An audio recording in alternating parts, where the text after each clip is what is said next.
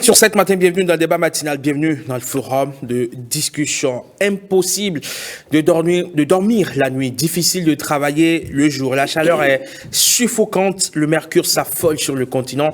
Les records de chaleur tombent les uns après les autres. La planète est au bord du gouffre et ce n'est pas fini. 2024 est annoncé, comme par les experts, comme une année exceptionnellement chaude. Une sécheresse qui risque d'affecter lourdement l'agriculture, un secteur clé de l'économie. Météo Bénin a par exemple déjà annoncé qu'il y aura très peu de pluie cette année.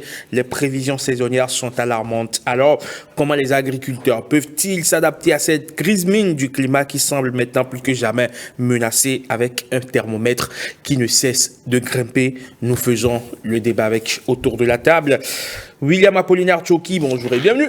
Bonjour Eman Rodi Gamenga. Comment allez-vous? Super bien, vous?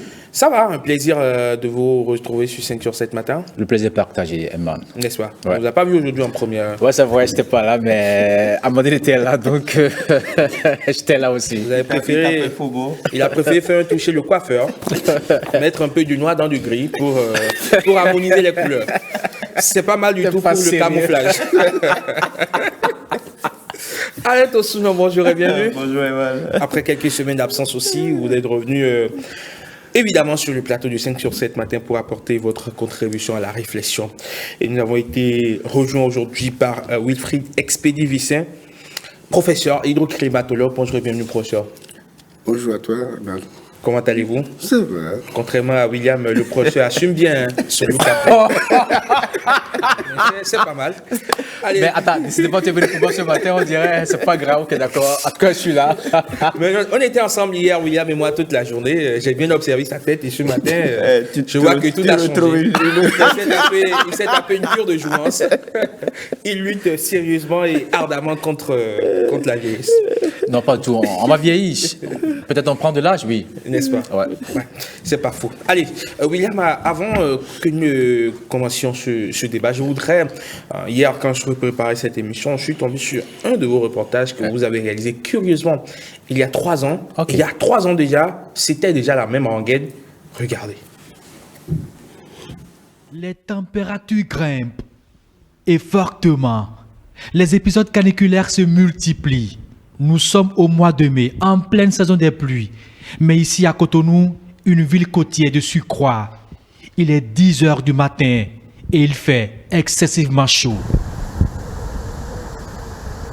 Il est très difficile de supporter déjà 33 degrés au niveau de la mer. Par contre, lorsqu'il n'y a plus cette humidité dans l'air, donc lorsqu'on va vers le septentrion, vous allez voir que même à 35 degrés, on supporte plus.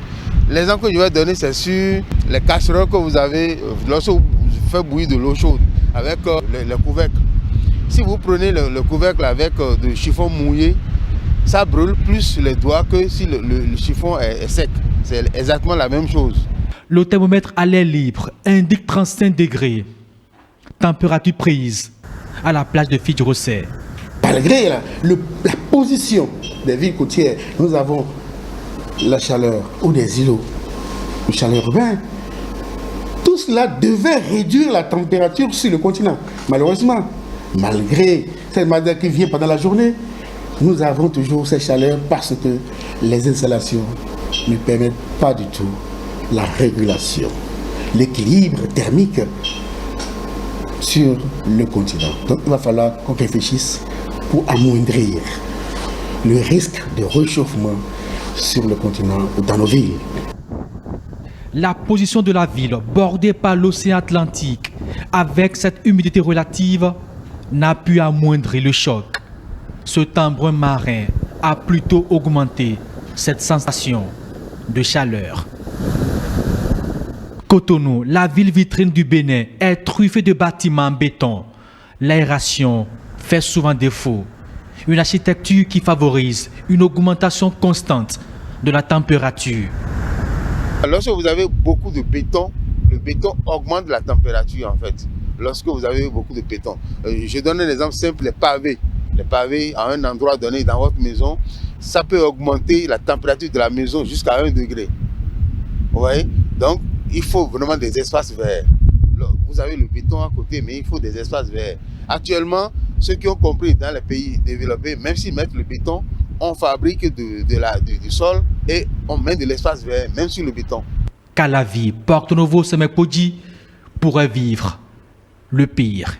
Oui, Calavi va vivre une situation plus grave parce que Calavi aujourd'hui est une ville dortoir. Mais rien n'est fait pour anticiper, pour mettre en évidence un plan d'aménagement cohérent de la ville de Tel Aviv.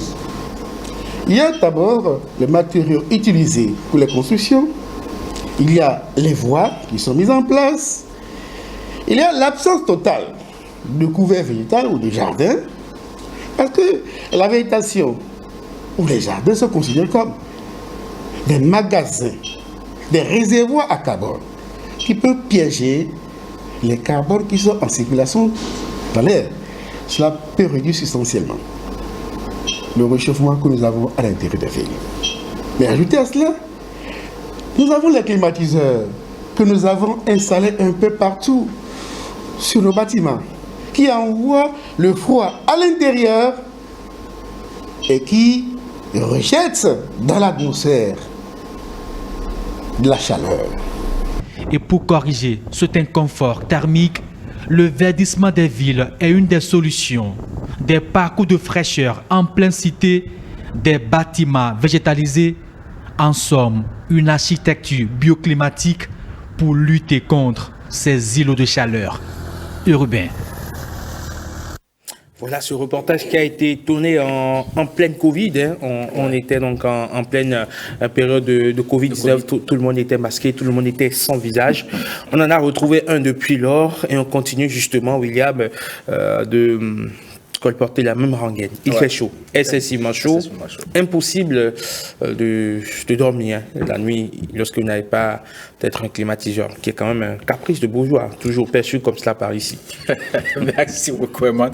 Mais d'abord, je tiens à vous remercier pour le reportage que vous avez pu tirer. Je sais pas, j'avoue que je ne savais pas que j'avais réalisé un reportage sur le phénomène, mais là, et puis ça retrace la même situation, même pire même que nous constatons aujourd'hui, comme quoi les professeurs qui ont intervenu dans le reportage n'ont pas menti. Ce qu'ils ont dit maintenant se passe aujourd'hui. Il fait plus chaud qu'on le constatait il y a quelques années par rapport lorsqu'on réalisait ce reportage. Vous l'avez dit aujourd'hui. Vous l'avez dit 35 degrés. 35 degrés. Le jour de ce tournage-là, alors qu'aujourd'hui à Candy, par exemple, Candy, ouais. Température 43 degrés à l'ombre. À l'ombre, ouais. C'est extraordinaire. Donc, et puis cette température, elle a été prise à la plage, les 35 degrés à la plage. Vous vous imaginez? Alors aujourd'hui, il fait excessivement chaud.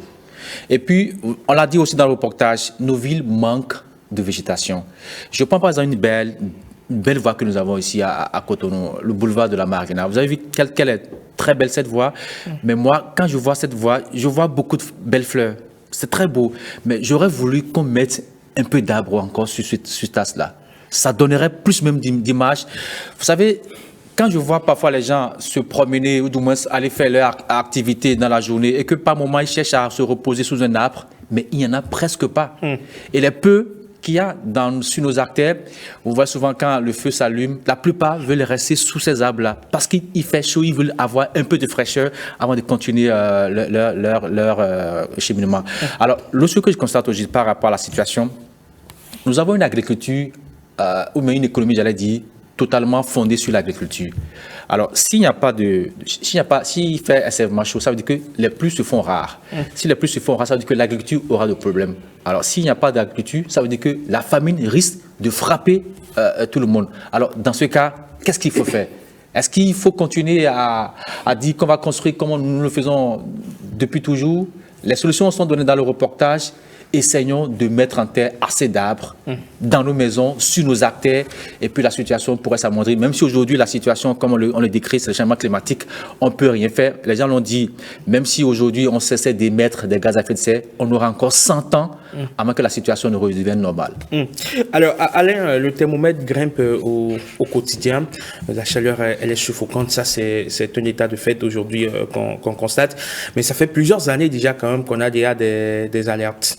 Oui, je crois que le GIEC a déjà annoncé cela. Il y a eu beaucoup de rapports là-dessus. Malheureusement, ceux qui décident de comment on doit construire les villes, on doit aménager et tout, ne l'ont pas intégré. Et aujourd'hui, on est face à la situation et on se demande qu'est-ce qu'il faut faire. Donc on n'a pas anticipé, on a pris du retard. Vous voyez, Rio de Janeiro a connu 62 degrés et les gens se sont demandé mais qu'est-ce qui se passe? Pourtant, on ne devrait pas être surpris parce que les scientifiques l'ont annoncé et en principe, on devrait prendre conscience de la situation et commencer déjà à faire ce qu'il faut faire. Mais vous avez parlé de Cotonou. Effectivement, quand on voit aujourd'hui, on continue donc l'aménagement des villes sans le verdissement. La façon de construire, on doit revoir complètement nos modes de vie, la question de la mobilité urbaine, le transport, tout ça. Ça dit qu'effectivement, ce que nous vivons aujourd'hui, ce que nous constatons aujourd'hui, on devrait pouvoir intégrer cela et dire comment on revoit complètement notre façon donc, de vivre. Parce qu'il faut s'adapter. Il faut s'adapter. Si on ne s'adapte pas, c'est que complètement on a parlé de la chaleur, mais quand on parle de beaucoup de chaleur, ça veut dire que c'est une absence de la pluie. Et lorsqu'il n'y a pas de pluie, il n'y a pas d'agriculture. Il l'a dit. Nous avons encore essentiellement notre agriculture qui est basée sur les pluies.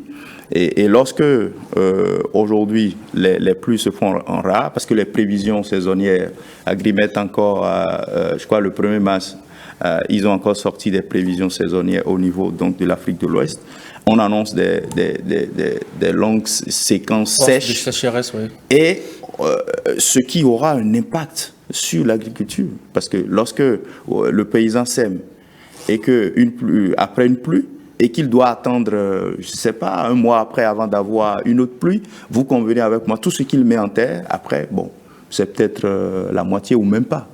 Et c'est ça qui fait aujourd'hui que, effectivement, les paysans, ils ne savent plus comment faire. Et tous ont subi cela parce que lorsque le maïs manque, mais à Cotonou ici, c'est Herman qui n'aura pas de la pâte à manger ou qui devra débourser plus que j'ai annoncé depuis. Ah oui. Donc je crois que on l'a pas suffisamment intégré.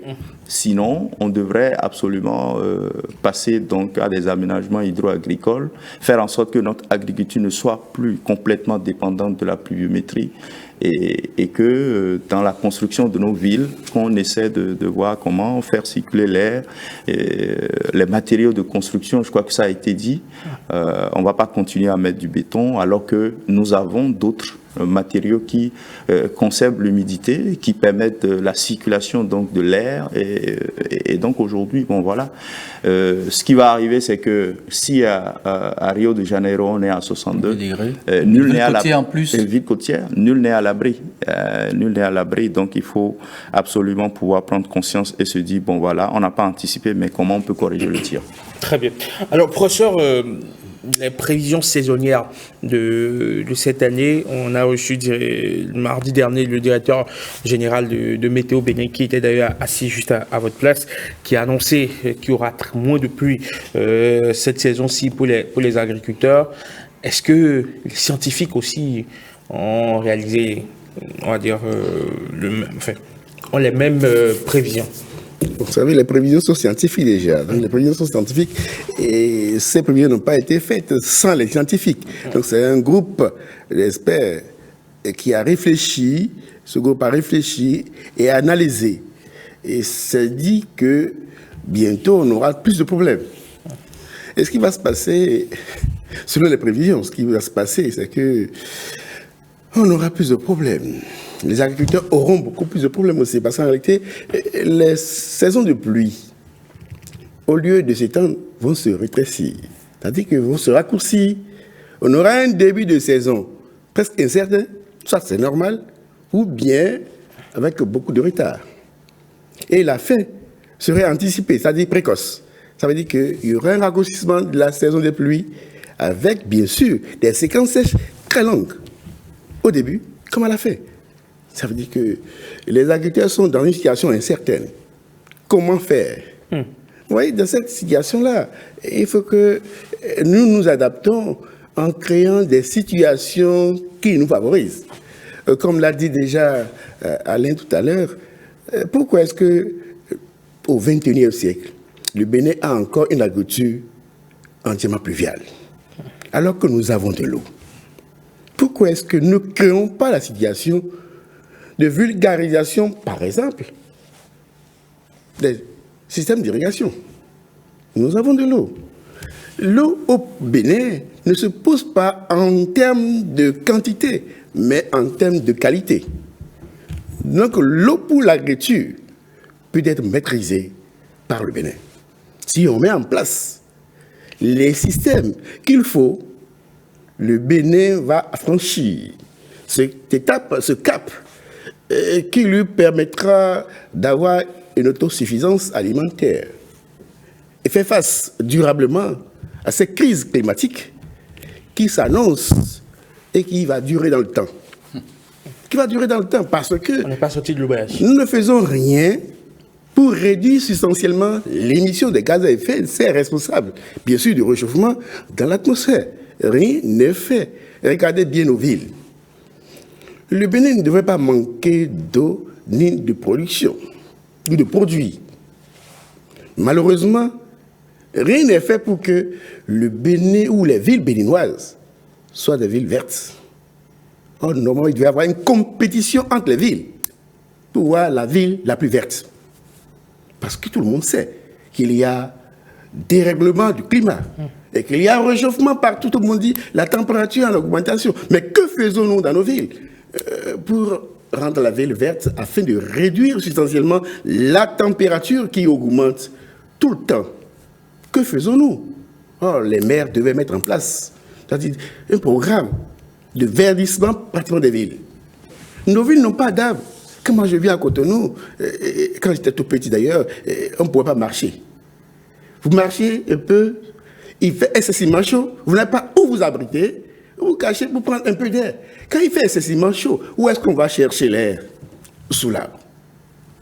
Sous l'arbre, parce que sous l'arbre, vous avez, non seulement pour la protection, parce que l'arbre permet seulement de dégager dans l'atmosphère du dioxygène et capte tout ce qui est carbone qui peut vous empêcher de respirer correctement. Donc ça veut dire que sous l'arbre, on est protégé. Et malheureusement, on a très peu d'arbres dans nos villes. La ville de Calavi, par exemple, qui devient de plus en plus peuplée, aura plus de problèmes après. Parce qu'il n'y a pas un aménagement cohérent mis en place dans la ville de Calavi. C'est vrai, c'est une ville d'octroi. Mais qu'est-ce qu'on a fait? Qu'est-ce qu'on a fait aujourd'hui? Quel aménagement nous avons projeté pour que cette ville ne subisse pas les mêmes problèmes que Cotonou? On aura plus de problèmes que Cotonou, bientôt. On aura problème d'inondation, problème de désagrégation probablement de l'ensemble des structures mises en place, parce qu'en réalité, quand il y aura inondation, on va assister à l'érosion qui va s'intensifier, surtout que nous sommes sur le plateau. Ouais. Nous ne sommes pas dans la plaine, nous sommes sur le plateau. Ouais. Donc il y aura plusieurs problèmes dans la ville d'Abomey-Calavi qui n'a pas d'infrastructure d'assainissement pour canaliser les eaux que la ville reçoit. C'est dangereux, parce que rien n'est fait. Il n'y a pas un système d'aménagement dans cette ville-là. Combien de voies passent là maintenant aujourd'hui? Quelle est la densité du réseau d'assainissement mis en place pour le drainage de ces eaux? Je ne vois pas. Je ne vois pas. Il y a beaucoup de points qui ont été soulevés, William, par le professeur Vicien. On se rend à l'évidence. Bien sûr, on n'est pas sorti de l'auberge, ça on le savait depuis. Mais aujourd'hui, les agriculteurs, par exemple, on va y aller step by step, comme le disent les Anglais. Les agriculteurs, comment est-ce qu'ils font pour s'adapter à cette nouvelle donne qui est en train de s'imposer à eux? Certes, on sait que le Bénin manque d'ouvrages, on va dire d'assainissement, d'irrigation pour les cultures agricoles.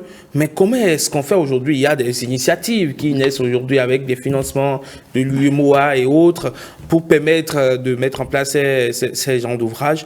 Mais aujourd'hui, comment est-ce que les agriculteurs font pour contourner la difficulté qui se présente à eux? Herman, vous savez, vous et moi, on nous avait appris sur les bancs au cours primaire, je passe sous réserve bien sûr du professeur qui est là, qui est hydroclimatologue, qui s'y connaît mieux que moi. Donc, quand vous prenez la carte du Bénin, une carte en couleur, vous voyez tout ce que nous avons comme bleu.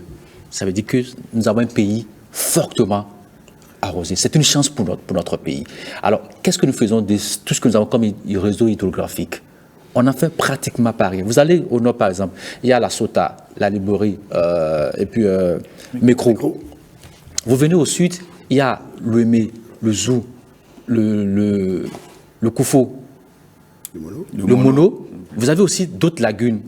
Par exemple, le chenal de Cotonou, la lagune de Porto Novo, même la lagune de Grand Popo. Nous avons aussi l'océan qui borde, même si on n'a pas une côte aussi grande, 150 km, ce n'est pas petit pour moi. Alors, qu'est-ce qu'on fait de tout cela là? Et puis, ce qui est encore grave, Herman, vous voyez toute cette pluie qui tombe chaque année.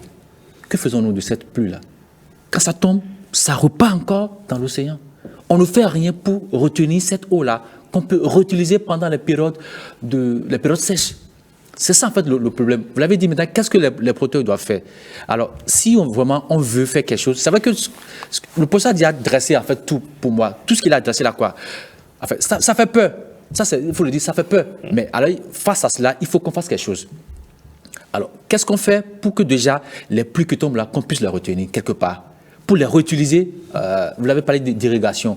Les techniques existent aujourd'hui. La fois dernière, on parlait des techniques avec les tiques. On n'a pas besoin d'être là tout le temps pour que nos champs soient irrigués. On n'en a pas besoin. Même en notre absence, on peut irriguer nos champs. Qu'est-ce qu'on fait déjà pour créer des rétentions d'eau? Je l'ai vu au Burkina Faso, un pays fortement sahélien, mais ils l'ont fait. Tu m'excuses du peu, Herman. Quand on compare la verdure du Burkina, qui est un pays sahélien par rapport à nous, mais il n'y a pas photo. C'est qui est bizarre. Nous, on a tellement de chance, on a tellement d'eau, mais on ne fait rien pour utiliser utilement cette eau. L'autre chose qu'on doit faire aujourd'hui par rapport à la situation, on a dit que les quantités d'eau ne vont plus tomber comme on le constate. Alors, c'est de faire en sorte qu'on ait des semences à cycle court. Si par exemple le maïs faisait 6 mois et qu'aujourd'hui on peut avoir des semences qui feront 3 mois parce qu'on ne sait pas la quantité d'eau qui tombera, le temps que cela fera. Donc si les chercheurs, c'est vrai que je sais que les choses se font déjà dans ce domaine, mais il faut qu'on renforce cela davantage pour permettre à nos producteurs d'avoir les semences à cycle court.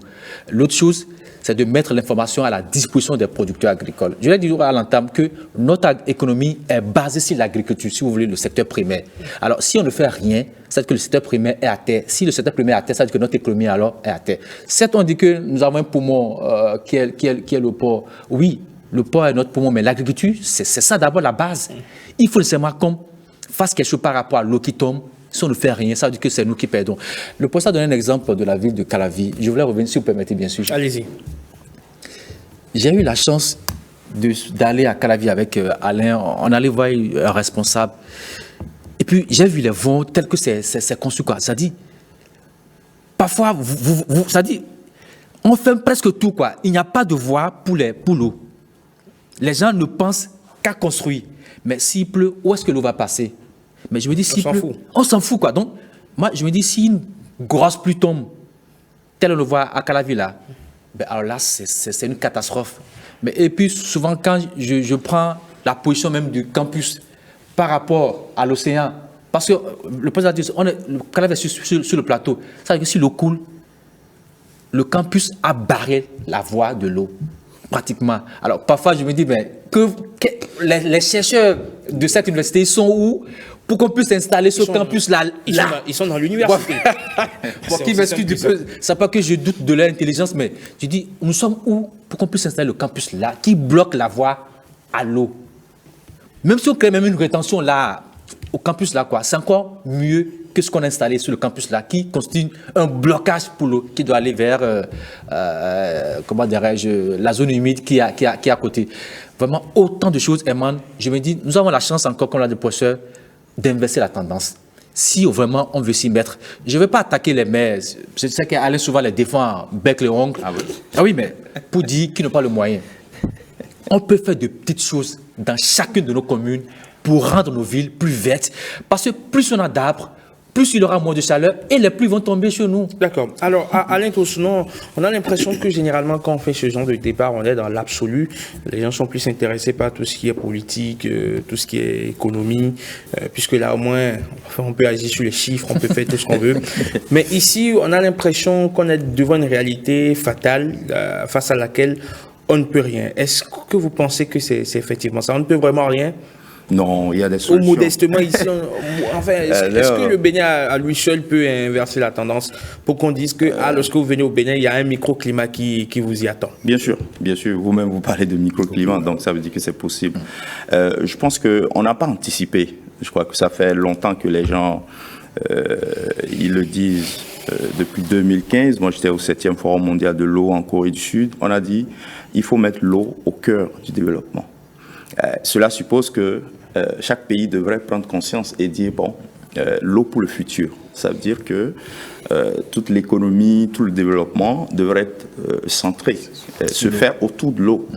Et quand on dit l'eau, aujourd'hui, c'est vrai que face à l'urgence, on s'intéresse beaucoup plus à l'accès à l'eau. Et même là, ce n'est qu'un pan. Parce que pour avoir de l'eau en bonne qualité, cela veut dire qu'on met en place, déjà il faut connaître la ressource et savoir comment la valoriser pour les nombreux besoins. La consommation, l'agriculture, la pêche, l'élevage et tout ça. Donc, mais vous allez vous rendre compte que on a traîné les pas à vraiment mettre l'eau au cœur du développement. Vous avez parlé du Burkina. Au Burkina, vous ne pouvez pas faire 100 km, 150 km sans avoir un barrage ou une grande retenue d'eau. Et les pays sahéliens, évidemment, je me dis, c'est parce qu'ils n'en ont pas qu'ils ont très tôt pris conscience. Ouais. Et donc, ça fait que les activités continuent, de champs continuent, même après la pluie. Parce qu'il y a de l'eau qui est disponible à plein temps. Et donc, nous, on a un certain nombre de bassins qui sont là, Volta, Niger, on a le Mono, et puis on a le plus grand bassin hydrographique, l'Ouémé, qui est là. On va se demander qu'est-ce qu'on fait de l'eau. Il y a eu des études qui ont été faites. Au moins, on a le schéma directeur, le stage de l'OME depuis longtemps. Et ces schémas directeurs, on a traîné les pas à vraiment les faire. Fort heureusement, il y a une prise de conscience. Ça commence. Parce que le schéma directeur au niveau du bassin du Mono aussi a démarré. Et donc, mais tous ces processus-là devraient être faits avant. On devrait être maintenant à l'étape de la mise en œuvre de ces différents schémas directeurs qui vont déterminer mais où est-ce qu'on va réaliser un barrage, où est-ce qu'on va réaliser une retenue d'eau et comment organiser donc les agriculteurs autour donc de ces comment on appelle, de ces infrastructures de mobilisation d'eau et fonder toute notre économie autour de là. Mais si on abandonne le paysan qui aujourd'hui, mais les gens sont à la technique de goutte à goutte parce qu'ils n'ont pas suffisamment d'eau. Et ça marche avec le goutte à goutte. Mais nous achetons les oignons du Burkina. C'est ce qui se passe dans la région du nord Burkina, la zone de Ouégoua que je connais. J'ai vu comme ça, c'est du goutte à goutte qu'on fait. Parce qu'on n'a pas de l'eau. Mais c'est ça, justement. Mais pourquoi nous, on en est encore là? Parce que les gouvernements précédents n'ont pas vraiment pris conscience. On a déjà déterminé combien de infrastructures de mobilisation des ressources on doit avoir sur le bassin de l'OME. Mais on n'a pas réalisé. Et justement, maintenant, on attend la pluie avant de commencer à semer. Ça ne devrait pas être le cas. Donc, je crois qu'on doit accélérer le rythme, accélérer les pas, trouver les moyens qu'il faut. Souvent, c'est les investissements. On pense que c'est beaucoup d'argent pour aller construire un barrage. Mais après, il faut voir tout ce que ça peut générer comme ressource. Parce qu'autour d'un barrage, on parle maintenant des barrages à but multiple, oui. Mais vous pouvez avoir de l'électricité, vous pouvez faire comment on appelle, produire ce que vous voulez, la pêche et tout ça. Et à la fois, on va régler le problème des inondations, mais en même temps, on va créer de la richesse et on va enrichir le pays. Donc, je ne sais pas pourquoi on traîne les pas à vraiment accélérer le rythme. Bon, on a commencé à faire des retenues d'eau. Le projet est en cours. J'espère qu'on va y arriver. Mais au niveau de chaque bassin, on devrait absolument donc pouvoir construire notre agriculture autour donc des aménagements hydro-agricoles pour sortir de cette agriculture qui se fait, qui est dépendante donc de la pluviométrie. Maintenant, par rapport aux villes, c'est la même chose. On n'a pas anticipé. On ne peut pas, c'est-à-dire construire une ville sans aménagement, sans organiser l'occupation du sol. Mais aujourd'hui, tout le monde construit, même là où il ne faut pas construire. Mais dans une ville, dans une commune, on doit savoir où est-ce qu'on fait l'agriculture, où est-ce que les gens doivent s'installer, où est-ce qu'on va créer, comment on appelle, des pôles économiques, faire de la valorisation, le maraîchage et tout ça. Donc tout ça aujourd'hui, nous sommes dans une occupation du sol qui n'est pas organisée totalement. Et là, même pour planter des arbres, on ne sait pas où est-ce qu'on va aller planter ces arbres-là. Et le peu qu'on a, bon, ça dit le rythme de destruction est plus, comment on appelle, chose que les reboisements qu'on fait chaque année. Donc, à nous de prendre conscience et de se dire, je ne défends pas les maires pour les défendre. Mais ce que je dis aujourd'hui, c'est que vous avez le niveau central qui doit absolument impulser les choses au niveau local. Bon, maintenant aussi, est-ce que ceux qui sont à la tête de nos villes, ils ont un projet de ville? Sur quelle base ils ont été propulsés à la tête des communes? Parce qu'avant de devenir maire d'une ville, c'est que tu as un projet de ville et tu sais comment, que tu présentes. Mais aujourd'hui, est-ce que nous sommes dans une situation comme ça où effectivement vous avez des gens qui veulent transformer les territoires? Aujourd'hui, on parle de transformer des territoires. Mais maintenant, on n'en est pas encore là. Et je pense qu'on va droit dans le mur parce que si on n'aménage pas, c'est que quand on aura des pluies torrentielles et tout, et comme on commence à enregistrer, qu'est-ce qui va se passer? C'est que les infrastructures donc de drainage, d'écoulement et autres là, ne pourront pas absolument faire face à la furie des eaux. Et les eaux, l'eau cherche toujours une exutoire. L'eau va rentrer dans les maisons, l'eau va, c'est-à-dire engloutir même tout ce qu'on fait comme investissement au niveau des routes et tout ça. Donc ne soyons pas surpris de ce qui va nous arriver après. Ça fait 20 ans que maintenant on parle de cette situation, mais on n'augmente pas la capacité des villes effectivement à drainer, à écouler. Les autres, on devrait faire des simulations et se dire, ben, si on a une quantité de pluie... Mais il y a quand même plusieurs programmes expérimentés, ou du moins en cours d'expérimentation à Cotonou, par exemple. On parle du PPE-ACI. Du PAPC, du PPE-ACI. Donc, oui, mais je dis, tout ça, c'est pas suffisant. Et c'est arrivé un peu tard. Parce que si tout ça est fait et que de l'autre côté... On est en train de construire de grands carnivaux, de grands... Oui, je suis d'accord, je dis, tout ça est fait, mais ce n'est pas suffisant. Maintenant, pour les autres villes, comme Calavi et autres, est-ce qu'on va attendre d'avoir la même situation à Cotonou? Ce qu'on est en train de faire, on est en train de corriger le tir, mais j'espère qu'on va réussir. Parce que le problème, c'est quoi? C'est avant que les gens s'installent, on devrait faire l'aménagement. Mais aujourd'hui, les gens s'installent en désordre et puis là, maintenant, on cherche des contournements. Oui. Et si on cherche des contournements, c'est clair que la solution qu'on apporte, elle ne sera pas efficace et durable. Alors, professeur, vous avez suivi Alain Fauchenon. Vous avez vu rester vraiment très attentif à ce qu'il disait. Vous avez des éléments d'appréciation à ajouter? Vous savez que le Bénin a un problème. Le plus grand problème que nous avons, c'est que nous n'avons pas une véritable politique de développement.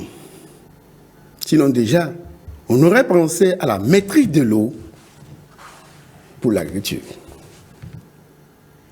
Nous avons l'eau en quantité suffisante parce que le Bénin est bien grainé. Pourquoi est-ce que nous n'avons pas mis en place des techniques de maîtrise de l'eau pour l'agriculture? C'est vrai que nous avons eu la chance d'annoncer que nous faisons l'agir, que nous sommes dans un processus. Mais ce processus, où est-ce que nous l'avons véritablement mis en application? À part les tentatives faites par le partenariat national de l'eau, qui essaie de nous montrer les voies et moyens à suivre pour une gestion cohérente et rationnelle des ressources, où se trouve le ministère en charge de l'eau? Le ministère aujourd'hui, à part l'entremise de la Direction générale de l'eau, qui a perdu pratiquement toutes ses fonctions. C'est ce que moi je dis. Cette direction a perdu ses fonctions au profit de l'agence. Je ne sais pas comment l'agence s'appelle, mais bon, de l'agence. Vous savez que le Bénin doit avoir à l'esprit qu'il faut avoir une synergie d'action entre les différentes directions techniques. Ce n'est pas le cas chez nous. Le ministère de cadre de vie s'occupe de ces choses, de ces activités. Le ministère de l'eau s'occupe. Or, ces deux ministères se retrouvent en jonction sur les bassins versants du Bénin. Et le ministère de l'Agriculture. L'agriculture aussi. L'agriculture, ça intervient. Mais est-ce qu'il y a une synergie d'action entre ces trois ministères? Même la météo aussi devait intervenir. Parce qu'on ne peut pas parler d'agriculture sans climat. Le climat est le déterminant de l'agriculture chez nous aujourd'hui. Mais est-ce qu'il y a une synergie d'action? Il devait y avoir une synergie d'action pour améliorer ce qui est fait chez nous. Malheureusement, chacun reste dans son secteur et il n'y a pas d'échange, d'expérience. Des études qui se répètent d'un ministère à l'autre et qui n'apportent pas grand-chose. Un ministère organise, par exemple, initie une consultation sur un bassin. Un autre ministère reprend les mêmes études, alors qu'en réalité, nous sommes dans le même pays. Et c'est le même gouvernement. Ce n'est pas concevable qu'on soit encore à cette étape au XXIe siècle. Surtout que nous avons des problèmes. Et le changement climatique dont on parle n'épargne aucun pays du monde. Nous devons prendre conscience de cette réalité-là. Aujourd'hui, on a parlé des villes. Mais quand Alain défend les maires, je dis, mais moi, je ne les défends pas. Hein. La décentralisation est un outil de développement des villes. Pourquoi chez nous, la décentralisation est devenue, disons, un outil d'avilissement, d'appauvrissement des villes? Il devait y avoir une compétition des villes pour voir la ville la plus développée. Mais cela dépend de la tête, c'est-à-dire du maire qui gère ces villes. Sinon, tout le conseil. Quelle est la vision du maire? Quel est son programme pour améliorer la vie des populations de cette ville? On ne peut pas être élu et seulement vivre dans l'opulence pendant 5 ans et oublier les populations. Quand je vais à Calavi, je vis à Calavi. Les deux petites pluies qui sont passées, des pluies. La première pluie qui est venue, je suis sorti, mais je ne pouvais pas circuler. Je me suis posé la question, est-ce que mon maire passe par ici? Je me suis posé la question, est-ce que mon maire a circulé une fois par cette voie? Vous voyez un peu, après une seule pluie, il y a problème. Et quand les pluies vont s'enchaîner, vont se suivre, que deviendra Calavi? Déjà, je dis, il faut qu'on réagisse et que les maires prennent conscience de cette réalité-là, de leur rôle dans l'amélioration des conditions de vie des populations qu'ils administrent. Parce qu'en réalité, Calavi doit changer. Il faut une politique d'aménagement de cette ville, de gestion autrement de la ville. Cotonou est un autre problème. Est-ce que l'inondation va s'arrêter dans la ville de Cotonou? Il y a des programmes pour, en tout cas. Oui, il y a des programmes pour. Vous voyez, les prévisions disent qu'il y aura raccourcissement de la saison. Mais ça ne veut pas dire qu'il ne va pas pleuvoir. Il ne va plus, oui. Les pluies seront très intenses, mais concentrées sur une courte période. Voilà, ouais. Ça veut dire que nous allons subir des inondations très remarquables, avec les conséquences qui vont suivre.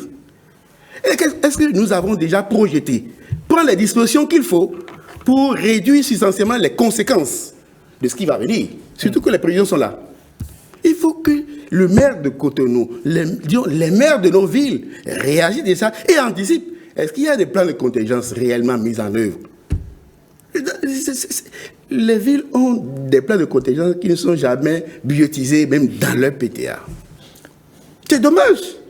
Tout le monde parle du changement climatique, mais lorsque les budgets sont faits, les plans de travail annuels, vous ne voyez aucun ligne qui va vers la lutte contre les conséquences, les impacts des risques hydroclimatiques.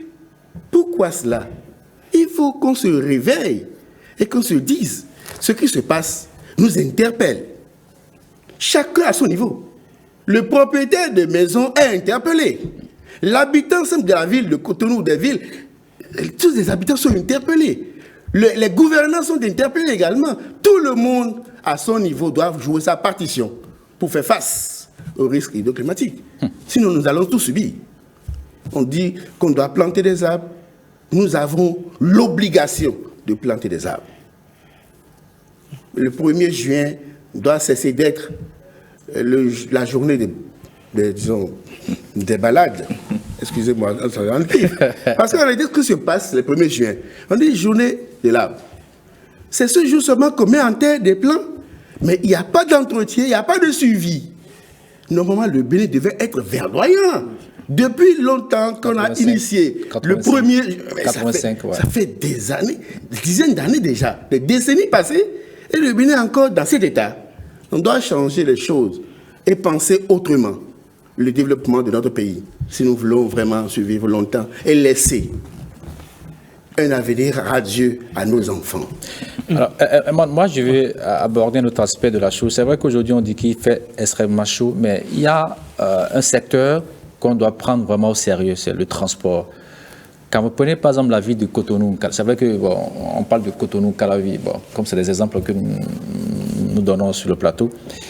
Quand vous prenez un peu la circulation, vous voyez un peu le nombre de motos qui circulent, le nombre de voitures qui circulent. Qu'est-ce qu'on fait? Parce que toutes ces motos qui circulent, ces voitures qui circulent, émettent des gaz à effet de serre. Qu'est-ce qu'on fait pour que cela puisse diminuer? Est-ce qu'on ne pense pas à développer le transport en commun? Parce que William, ça fait 100 ans qu'on en parle tous les jours. Tous les mardis, on revient On ne va pas non plus passer notre vie à dire la même chose. Ce dont on parle maintenant, là, on l'a tout le temps dit. On a tout le temps dit justement, mais il faut qu'on le dise. Mais il faut qu'on le dise. Qu'est-ce qu'on fait pour développer le transport en commun dans nos différentes villes? Tant qu'on ne va pas le faire, les motos vont continuer à émettre de gaz à effet de serre et il fera plus chaud. Les voitures aussi. Est-ce qu'il faut supprimer les motos selon vous? Je ne demande pas de supprimer les motos. Si il y a le transport en commun. En commun, là, les gens vont laisser les motos. Et ils vont circuler avec les bus. Vous pensez que si le transport en commun est développé naturellement comme ça, comme par magie, les gens vont laisser les motos? Mais on a vu l'exemple dans d'autres pays, non? Les gens, ils savent où ils allaient prendre le bus pour aller à leur boulot. Et puis le boulot est à quelques mètres. Ils marchent de leur maison pour la station de bus. Ils prennent le bus et puis ils descendent quelque part et puis ils marchent après pour aller au boulot. Mais aujourd'hui, la moto, l'usage de la moto ou des engins à deux roues est presque un phénomène sociologique, social dont il faut tenir compte. Ça va au-delà de la question de... je veux qu'on lève cette barrière de sociologie culturelle. Écoutez, c'est une pratique qui s'est enracinée au fil des ans, donc nos parents sont pas en arrêt de moto que ça. Dans le comportement. Nos parents sont en arrêt de moto que depuis des années. Nos parents sont pas en arrêt de moto. C'est venu à un moment donné, mais à un moment donné, on peut laisser aussi. D'accord. Mais vous savez qu'il y a aussi eu toute une économie derrière. Comment on fait pour supporter cela? C'est une autre. Mais si nous voulons lutter contre les changements climatiques, si nous voulons réduire les émissions de gaz à effet de serre, il faut qu'on agisse aussi sur ce secteur de transport. Si on ne le fait pas, alors les gaz vont continuer à être émis. Et puis les conséquences, on le constatera comme on le voit aujourd'hui. Il fait chaud. Même la nuit. Vous l'avez dit, même vous mettez votre climatiseur parfois, mais là encore, ça émet encore de gaz à effet de serre. On n'a pas le choix pour le moment. Hein. On n'a pas le choix. Il faut bien dire la vérité aussi. Alain Tossounon, écoutez, aujourd'hui, on se rend compte qu'on est presque dans un engrenage infernal. On connaît tous à la limite les solutions, mais personne ne veut les mettre en application, ou du moins, il y a très peu de moyens pour les mettre en application. Non, je pense que le problème, je dis souvent, c'est pas les moyens, c'est l'organisation. En fait, nos pays ne s'organisent pas et il faut une vision du futur. C'est-à-dire, si on veut, si on est décidé, si on peut y arriver. Et déjà, ça commence même, je parle d'organisation, parce que dans d'autres pays qui ont compris, qui ont mis l'eau au centre du développement, c'est le ministre de l'eau qui est le patron de tous les ministres. On l'a vu dans d'autres pays, c'est comme ça. Parce que c'est lui qui absolument dit au ministre de l'Agriculture, voilà là où on doit faire le champ, voilà là où on ne doit pas faire le champ. Il dit au ministre des Transports, bon voilà comment tu dois absolument aménager tes voies pour que tu ne rentres pas tu n'occupes pas les exutoires de l'eau. Parce que c'est ça le problème. Et il dit au ministre de cadre de vie, voilà, il faut absolument veiller à ce qu'il n'y ait pas la pollution de l'eau à tel endroit, tel endroit. Mais donc déjà, c'est un problème d'organisation. Donc maintenant, si on ne décide pas de mettre l'eau au cœur de notre développement, on va continuer tel qu'on... L'eau va être un problème, alors que l'eau aujourd'hui doit être une opportunité pour absolument amorcer notre développement. Parce que si vous avez l'eau de façon permanente, au niveau des barrages et des retenues, donc vous allez occuper la jeunesse tout le temps. Et vous allez régler beaucoup de problèmes. Le problème du chômage, des jeunes et tout ça. Pourquoi les jeunes, ils parlent des motos, pourquoi les jeunes viennent ici? Vous savez, la plupart de ceux qui font des émissions, vous savez là où ils ont quitté? Ils ont quitté les villages. Parce que justement, là-bas, l'agriculture ne nourrit plus son homme. Les terres se sont appauvries. C'est pas que les gens sont devenus plus paresseux. Non, mais ils sont devenus à la recherche d'une solution de facilité. Oui, parce que il y a aussi ça aussi, il faut le reconnaître. Parce que ce qu'ils arrivaient en fin de saison à avoir, ils ne l'ont plus. Et donc, à partir du moment où ils ne l'ont plus, et alors là, ils se disent, bon, pourquoi je continue à aller au champ alors que je n'arrive plus. Donc, pour réduire la question donc, de trop de motos en ville, c'est aussi maintenir les jeunes autour donc, des aménagements hydro-agricoles et de faire en sorte que lorsqu'ils finissent de produire, qu'ils arrivent à écouler leurs produits. D'accord. À un bon prix. Très bien. Et donc, si on arrive à mettre en place cette organisation-là, je suis sûr que les moyens vont suivre. Mais si on ne réduit pas ça, c'est quoi? C'est que la jeunesse va envahir. C'est-à-dire que nos villes, nos villes, et on aura des problèmes de transport, on aura des problèmes de services de base. Hein? Et en plus, on aura des problèmes de santé parce que tout ça a un impact sur notre santé. D'accord. Maurice Tantan, bonjour. Bonjour Emmanuel Amégan, bonjour à tous et bonjour à toutes. Rassurez-moi que vous avez passé une belle nuit. Oui, j'ai passé une belle nuit. Avec la chaleur Évidemment, avec la chaleur. Donc, on se lève le matin avec beaucoup de fatigue, parce qu'il y a la déshydratation, évidemment. Ouais, c'est compliqué tout ça. Allez, on a posé la question à nos amis internautes pour qu'ils nous racontent comment ils essaient de s'adapter. Le thermomètre ne fait que grimper ces temps-ci. Comment vivez-vous cette période d'intense chaleur? Voilà la question que nous leur avons adressée pour pouvoir recueillir leurs différents avis au travers de nos canaux digitaux, Facebook, WhatsApp, Twitter, sans doute qu'ils ont été nombreux à réagir. Ils ont été très très nombreux à réagir parce que c'est un phénomène qui touche tout le monde dans notre pays et les internautes qui ont commenté la question du jour nous ont raconté leurs expériences. La plupart d'entre eux utilisent soit un climatiseur ou un ventilateur pour atténuer les effets de la chaleur.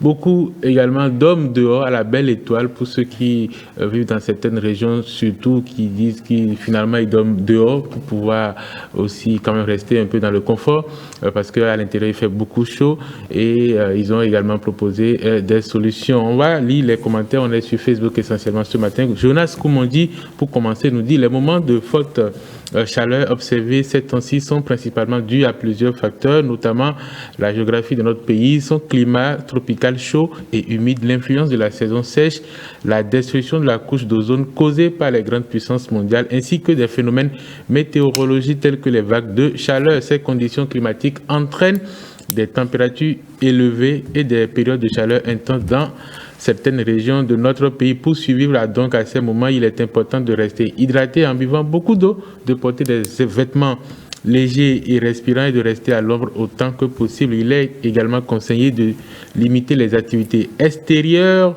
pendant les heures les plus chaudes de la journée et d'utiliser des ventilateurs ou des climatiseurs si possible. Roland Bocor nous dit que cette vague de chaleur torride a totalement changé les habitudes avec une augmentation du budget alloué à l'énergie électrique. Il faut un usage excessif du climatiseur et du ventilateur ou dormir carrément à la belle étoile. Les scientifiques associent ce phénomène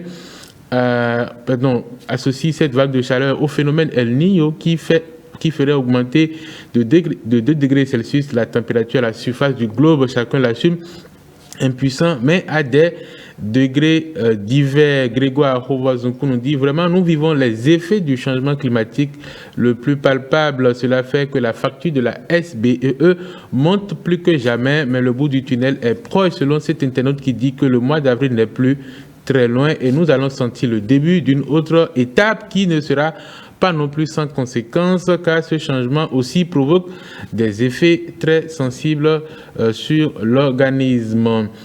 Roger Olive à Djokano nous dit la chaleur est vraiment suicidaire ces temps-ci. Cette chaleur crée plusieurs sortes de maladies à tout le monde, surtout aux enfants. Alors pour surmonter cette variation climatique, voici quelques pratiques que j'observe. J'hydrate mon organisme en buvant beaucoup d'eau tout au long de la journée, surtout par temps chaud. Je porte des vêtements légers et amples pour favoriser la circulation de l'air et permettre à la peau de respirer. J'essaie de rester à l'ombre autant que possible et aussi je limite de m'exposer directement au soleil, en particulier pendant les heures les plus chaudes de la journée. Je prends une douche fraîche pour réguler ma température corporelle. J'opte pour des repas légers et faciles à digérer pour éviter de surcharger mon système digestif qui peut augmenter la chaleur corporelle. Et je dors sans couverture, conclut Roger Olive. Encore 2 commentaires, Herman Amengan. La Liborie est l'un des départements qui vivent la chaleur comme l'enfer, écrit Narcisse de Saron. C'est l'enfer du Bénin sûrement, surtout à Malanville. Pendant la chaleur, il n'y a plus de propriétaires ni de locataires. Tout le monde dort à la belle étoile, nous raconte cet internaute qui dit le soleil refuse de quitter son zénith sans même travailler. On est fatigué. Je propose même qu'on revoie la situation des élèves et des écoliers de la Liborie. Ils peuvent quitter les classes à 14h et rester à la maison le soir, faire une journée continue comme au Niger. Pendant cette période, le courant devient faible et les coupures fréquentes. L'eau est également rare, nous raconte Narcisse de Saron. Abdul Sataro dit « Nous vivons difficilement ces derniers temps à Dougou du fait des effets de la montée du thermomètre. Cette situation devient compliquée en cette période de jeûne musulman où la situation fait apparaître des pathologies comme les maux de tête, les nausées et la déshydratation. C'est vraiment compliqué de vivre dans ces conditions et je ne dirais pas moins que Abdul Sattarou, c'est vraiment compliqué de vivre dans ces conditions. Mais on a remarqué que les gens nous ont écrit de partout, et c'est ce qui est vraiment très intéressant, que ce soit dans la Liborie, que ce soit dans la Donga, que ce soit même dans le Mono, que j'en avais un commentaire depuis pour Sotomé à Cotonou aussi. Vraiment, on sent que le phénomène est vraiment partout, est général. Et il y a cet article de Wakatira que je vous recommande fortement. Vague de chaleur en Afrique, l'enfer est maintenant sur terre. Plus besoin d'attendre après la mort pour être plongé dans le brasier éternel de la GN. L'enfer, c'est sur terre que les Africains y sont plongés, qu'ils soient des pêcheurs non repentants ou des saints. Dans le Sahel africain, notamment au Burkina Faso, au Mali et au Niger, où la canicule est au quotidien, la situation n'est pas désespérée, mais n'en est pas moins grave. La faute à qui, ou plutôt à quoi? À ce soleil d'une générosité exagérée, dont les rayons de feu, au lieu de faire briller l'astre qui se lève tous les matins à l'est et se couche à l'ouest pour réchauffer les terriens, brûlent tout sur son passage, les arbres, les champs, les animaux et les hommes, presque personne n'y échappe. Voilà, allez lire cet article, c'est sur un site burkinabé, Wakatsira, que nous évoquons par ici tous les jours avec Marcel Arrossi. Merci beaucoup à vous, Maurice Tantan. Merci, Eman. Merci, et puis on vous souhaite une très belle journée du mardi, espérant qu'il fera moins chaud aujourd'hui. On espère fortement, parce que là, ça devient compliqué. Merci, on va boucler ce débat avec un dernier tour de table sur qui vous avez écouté les avis de nos amis internautes. Tout le monde aujourd'hui est dans l'adaptation. Finalement, c'est cela, s'adapter. On n'a pas le choix, il faut qu'on s'adapte. Il y a des solutions très simples qu'on peut appliquer, c'est d'essayer de mettre en tête des plans. Les gens l'ont dit aujourd'hui. Si on met en tête des plans aujourd'hui, ça fait dans 10 ans à tout le moins. Bon, ça dépend des espèces. Même si c'est le Terminalia Katapa qui est une espèce qui là, je constate quand même aujourd'hui qu'il maîtrise beaucoup plus les plans. Là, je suis content pour toi. Si c'est qui est une espèce qui se développe très vite, il faut à tout le moins 5 ans déjà. 5 ans, c'est vrai. Il faut penser aux générations futures. Voilà, justement, pas pour nous. Mais surtout pour les enfants, parce que eux, ils sont plus fragiles. Nous, on est déjà presque habitués, mais les enfants, ils sont plus fragiles. Donc, il faut qu'on pense à eux. L'autre chose, c'est, quelqu'un l'a dit dans les commentaires, il faut beaucoup s'hydrater, il faut boire beaucoup d'eau. Et rester à l'abri, et puis essayer quand même de se ménager. Surtout cette période où les gens font le jeûne musulman, j'imagine vraiment ce calvaire. Ça doit être très, très, très pénible. Donc, vraiment, il faut tout faire pour éviter de beaucoup travailler ces temps-ci et puis essayer de se ménager. D'accord. De toute façon, quand il fait chaud, le cerveau même ne réfléchit pas très bien. Vous avez l'impression que le cerveau bug. Alain, tout sinon pour les agriculteurs, pour leur éviter les resemis, comment est-ce qu'ils doivent se comporter? Non, je pense que déjà, il faut leur apporter l'information. Souvent, il y a un effort qui est fait, mais c'est insuffisant. Il faut qu'on puisse leur donner beaucoup de conseils, à quel moment semer. Après ça, après l'information, il faut développer avec eux des espèces qui résistent à ce phénomène-là. Financer la recherche pour que les gens y continuent toujours à réfléchir et à trouver donc ces espèces-là qui permettent absolument donc qui résistent plus aux longues saisons sèches et puis bon, à ces poches de sécheresse et aussi lorsque la pluie vient comme ça et tout. Donc quand on aura fait ça, maintenant il faut absolument promouvoir l'irrigation, même à petite échelle, pour permettre comme ailleurs, lorsque la pluie ne vient pas, on arrose le champ. Aujourd'hui, nos paysans n'arrivent pas à le faire parce qu'ils n'ont pas le dispositif en place. L'autre chose aussi, c'est que on annonce que effectivement, même dans le Sahel, nous avons de l'eau sous terre, mais qu'on ne connaît pas, les eaux souterraines. Il faut investir dans la recherche, aller chercher cette eau-là et justement faire des aménagements hydro-agricoles pour qu'on sorte de cette dépendance-là, d'une agriculture dépendante de la pluviométrie. Donc je pense que tout ça ne peut se faire que si effectivement on met l'eau au centre donc, de développement et qu'on mette en place tout le dispositif institutionnel. Le professeur a parlé de la GIR. On est là depuis, on en parle, on a mis dans la loi portant gestion de l'eau depuis 2010, on a applaudi, on a dit bon voilà, nous sommes sur la bonne voie, mais les actions traînent à vraiment effectivement à se mettre en place. On est là, on fait des petits pas pendant que effectivement les besoins sont là. Il faut vraiment accélérer le rythme de mise en œuvre de toutes ces actions-là pour que nous ayons également les barrages, qu'on ait les retenues d'eau. Tout ça, ça va contribuer effectivement même à freiner tous ces phénomènes d'extrémisme violent parce que ce qu'on ne dit pas assez, c'est que véritablement, quand les jeunes sont au chômage, c'est que absolument c'est des proies faciles. On peut les récupérer pour autre chose. Donc, et vous vous rendez compte que effectivement dans les pays sahéliens et autres, c'est parce que effectivement avec le changement climatique, l'agriculture ne nourrit plus son homme. Le paysan il fait quoi s'il n'a plus rien en fin de saison? Donc il est abandonné à lui-même. Donc si nous ne voulons pas que ce phénomène également continue comme ça se passe dans le Sahel, c'est que absolument nous devons sortir les paysans de cette dépendance-là à la pluie et faire en sorte qu'ils puissent continuer donc à produire. Donc voilà un peu ce que je préconise. Professeur Vincent, qu'est-ce que vous préconisez par ces temps qui courent? Vous savez, si moi j'ai quelque chose à dire, c'est qu'on mette à la disposition des chercheurs les moyens qu'il faut pour mettre à disposition des décideurs des données fiables pour une prise de décision cohérente. S'il n'y a pas de financement pour des recherches et développement, on n'ira pas loin. C'est la recherche qui assure le développement. Et si le Bénin aspire au développement, que les gouvernants mettent à disposition des chercheurs les moyens qu'il faut pour leur permettre d'aider le gouvernement à avoir les informations utiles pour une bonne prise de décision. Ensuite, l'AG, le PANJ, il y a longtemps que le PANJ a été élaboré au Bénin. Il faut qu'on mette en place les fonds qu'il faut pour la mise en œuvre efficace de tout le plan. Parce qu'il y a des choses extraordinaires dans ce plan, mais qui craignent, comme l'a dit Alain tout à l'heure, qui craignent à être mises en œuvre. Vous savez, le Bénin fait partie des premiers pays à élaborer le PANJ. Burkina, la Côte d'Ivoire, ces pays sont venus après le Bénin. Mais les gens sont en avance sur nous, de très loin, pour la mise en œuvre de la GIE. Nous sommes très loin. Ça veut dire qu'il manque un peu de volonté politique pour la mise en œuvre de la GIE. Si on peut mettre intégrée des ressources.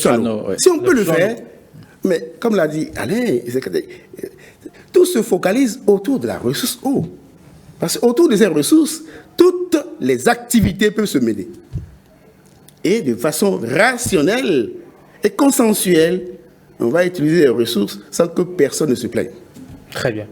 Merci beaucoup à vous, professeur Wilfried Espédier-Vincent, enseignant donc chercheur à l'université d'Abomey-Calavi. Vous êtes hydroclimatologue. Merci d'être passé sur 5 sur 7 matin faire le débat avec nous. On espère que vos propositions vont tomber dans les bonnes oreilles pour qu'on puisse prendre les bonnes décisions. William, merci. C'est à moi. On continue de traîner nos têtes sous le soleil. Merci également Alain. Même s'il est badigeon. Ça, c'était pas facile. Merci beaucoup à vous, messieurs. Ce fut un plaisir d'avoir passé ce moment d'échange et de réflexion en votre compagnie.